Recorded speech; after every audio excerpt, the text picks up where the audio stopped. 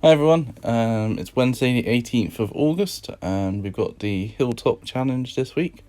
We've got charged shooters to help us, and unfortunately they're not particularly helpful on these maps.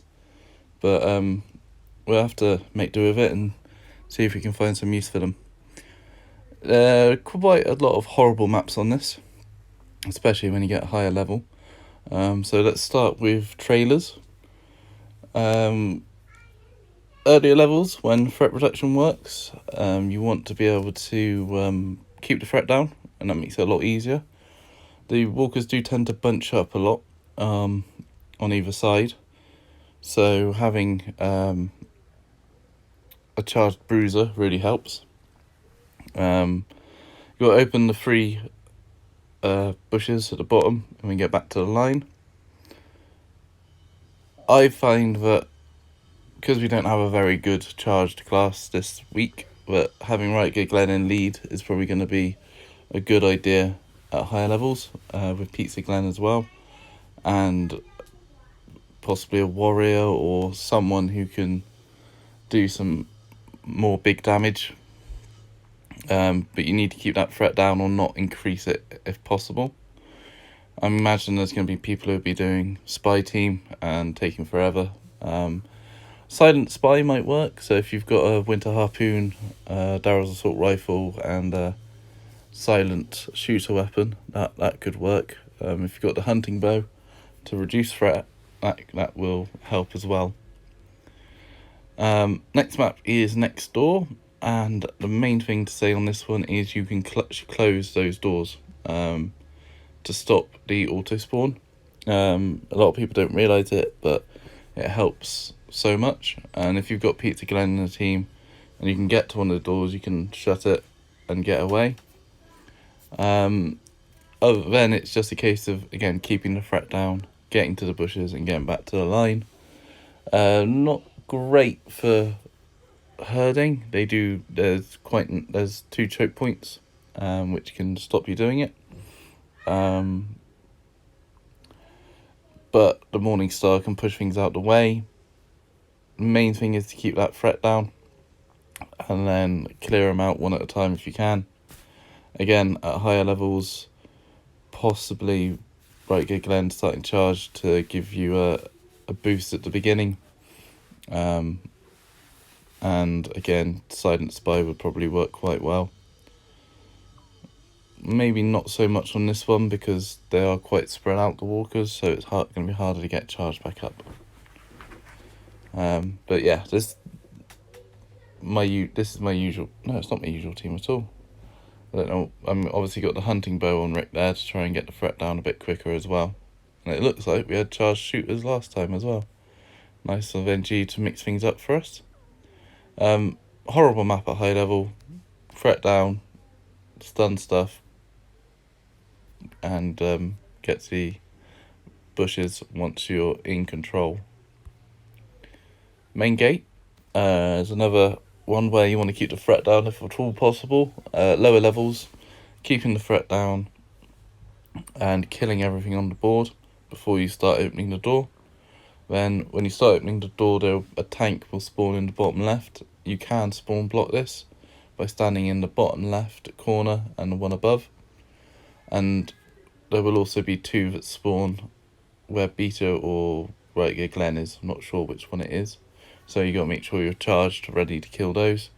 And then it's just a case of waiting at the door for it to open, and nothing else should be able to reach you. But when you're starting to struggle to take things down, then it's going to be a case of getting on it as quickly as possible whilst keeping everything stunned. So either bruisers, Right Good Glen bruisers, or spy team. So those are the 2 ways of doing it. It's not too bad a map, apart from obviously once you're on the gate, you've only got 2 people to keep the horde at bay. Yard work is a horrible map at high level because there's a high level tank and 4 walkers. Usually, unlike in this picture, a couple of the walkers will start within range. spy team or having Shane in there will really help. If you can get them stunned and then blow them up, you're going to need fire at higher level.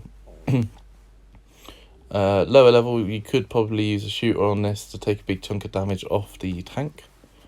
But then it becomes very much a case of just chipping away at them with, if you've got a shooter. Maybe one with cripple would be useful. But I would definitely suggest taking fire to help take those tanks down quicker. And last one, everyone's favourite, green thumb. That's not the last one, but it's green thumb. And you've got to open 3 of 6 boxes. And then get back to one of the lines. There's 2 sets of lines at the bottom and a long one at the top. At lower levels, well, for me, I like to herd with Bruiser and Pizza Glen. And on this one, I find I can do that to pretty high levels. But if you are struggling and you've got unlimited fuel tanks and lots of pawns, scout pawns, then the lottery, if you can pick 3 boxes with Pizza Glen in lead, pick 3 boxes. If it opens it up, you can get to the line. If not, you flee and try again with another scout. It's can take 1 attempt. It can take 20 attempts or more, but it's eventually you will get those 3 and get out. But other than that, it's a really tough map. And lastly is museum. There's 2 ways this can spawn. You can have the 3. You can have the 3 men all far away. There'll be 2 around this top left corner, and I think 3 to the right hand side. This is the best way to have it. You can stay in Overwatch and draw them at you 1 at a time. Or it can spawn with 3 right in front of you, and that's not such a nice way for it to start. Probably going to want to be able to get charged up on the first hit, so Sasha, Assault, Yumiko will help, and then just slowly kill them. It's not a very nice map, but it's easy to star at high level. You either 2-star it or you fail it. They're all melee freemen, so try and keep your distance, and you should be alright. Anyway, that's it for this week. Good luck with the challenge, and I'll see you later. Thanks for watching.